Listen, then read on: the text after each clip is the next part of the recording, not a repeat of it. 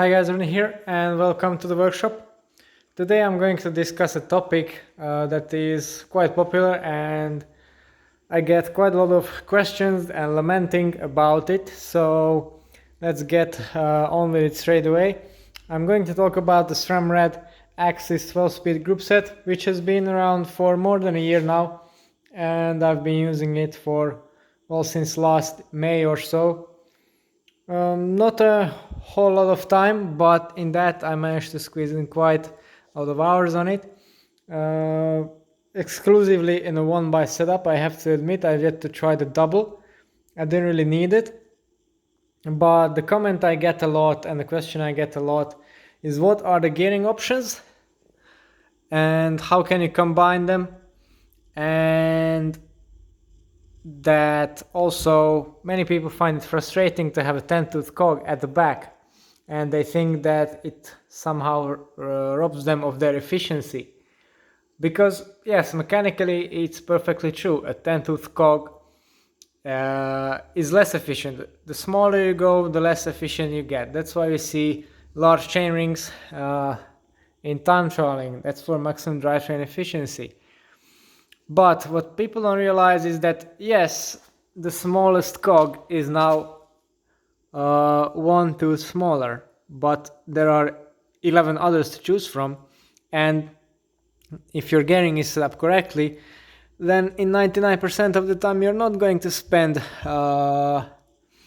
in the smallest cog, but somewhere around the middle of the cassette, where efficiency at its greatest anyway. So that's why it's important to choose your gearing correctly. So what are the options and how can you combine them? So let's start with the integrated options because most people only know these. So this is the 1x Aero Quark, beautiful design, lightweight, stiff, super light in fact. Comes in this 48, 50 and now a 52, which I will soon receive. These are the stock options and they all go on the dub spindled quark or red or force labeled cranks, which all use the same 8-bolt bolt pattern.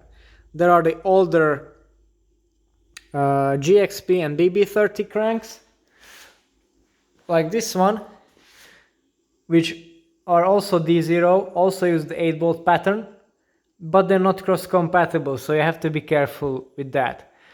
The only version of the new spider that fits onto these old cranks is the one I've been holding on to before, so this one, the Aero Ring. The others don't fit, so it's not worth trying.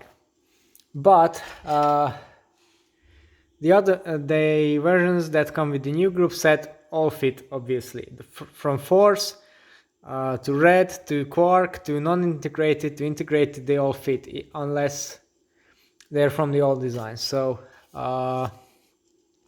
pretty straightforward, but not completely. Anyway, the integrated setups, we all know, people are lamenting about the fact that you can't change the chain rings. I've also been asked about this. How can you change the chainring if you can? The only way to change your chainring is to remove the spoiler and the power meter altogether. If you look at it, there are no bolts, there are no joints. It's machined or forged, maybe more like forged. Anyway, it's a single piece of aluminum, so the strain gauges are bonded onto it. You can't do anything about it. I guess the only thing you could do, if you were very tech savvy and an engineer, is that when you wear this chainring out, or just decide that it's not the right size for you, then you take this block of material and you have it machined. Either that, well, you basically remove all the teeth and then machine new teeth onto a smaller diameter to have a smaller tooth count, or you just create a bolt pattern and then you can fit any chainring you want. That's the only way I see that this power meter can be repurposed. Maybe SRAM are doing this or are planning to do this as well with their 50% trade-off feature. Anyway, those are the integrated options. They come in single, double. The double versions come in 46, 33, 48, 35, and 50, 37.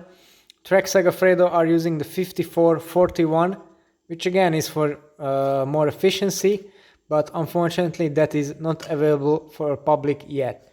Although they said the same thing about the 52 single, which is now available, so I'm suspecting the same will happen to the 54-41 double. But if you want something larger and more efficient right now, then keep your ears peeled now, because here are your options. So there are power meters from the new AXS range that don't have an integrated chainring. So this is the first one that came out, originally built for the force group set, but compatible with any, I repeat, any of the dub style new cranks, or in fact the new 24mm GXP cranks that are from the D1 series, so which are meant for the new group set, which fit track bikes and some Italian bottom bracket bikes. Anyway, this is the 4x107 BCD Spider. It uses the same electronics, everything like the other ones, but the chainring is, as you can see, removable. There are 4 bolts. The chainring or the bolt pattern here is unique. So up until very recently no one was making a bolt circle like this. That was until I contacted Aerocoach and we worked on this design together for the fitment. And now, as you can see, I have a 54 tooth Aerocoach arc chainring machined out of carbon fiber, fitted right through here. So this is an option. This is a single.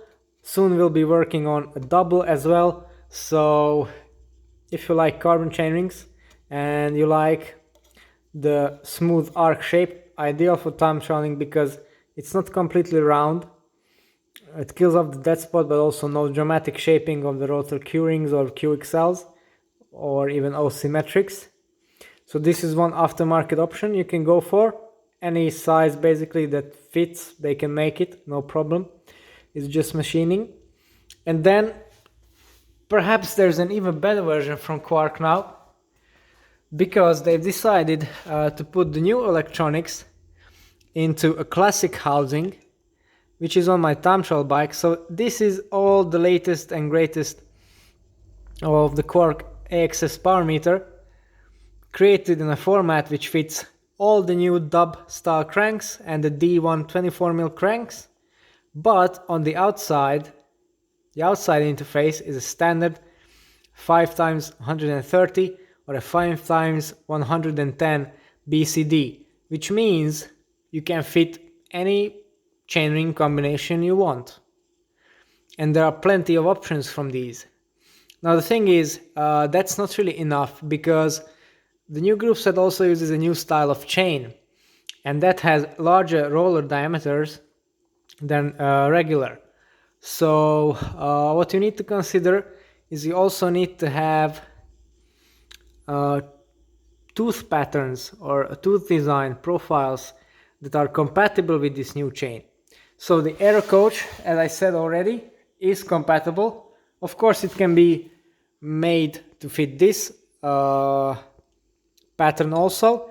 Then what I'm using right here on the time trial bike is a 58 tooth pyramid cycle design chainring, which has also been updated to accommodate for the new chain. And there are also options from Carbon TI, mainly double setups, which go on a standard 5x110 compact chain set, and they're fully compatible with Sram AXS front max and the chain. Although I don't really know about the shift quality, I would suspect that it doesn't match the original ones, because they rarely do, these aftermarket chain rings. But there's potential right there. I've yet to try it, I don't know. Maybe they work, but we'll have to see about that. So these are the options that you can get for road racing time trialing in whatever way you want to increase your efficiency or whatever discipline. Then again, there's the topic of the 10-tooth cog here.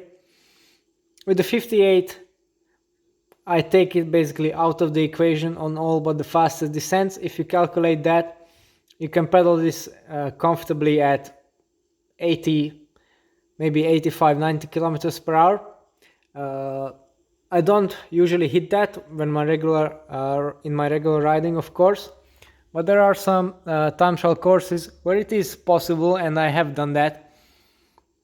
And yeah, just a gear extra either side is always better to have than to not have. And then the benefits for me in the AXS group set are in the clutch and some other things, shift quality, etc.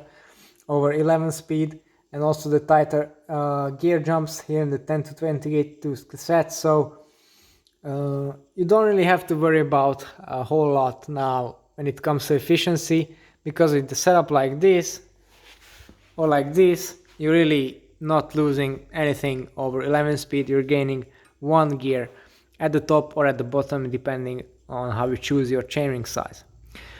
Okay, so this was quite a technical video. I hope you have found it useful.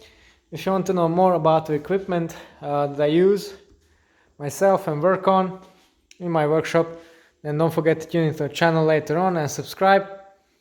It's all for today. Thanks for watching, and see you next time.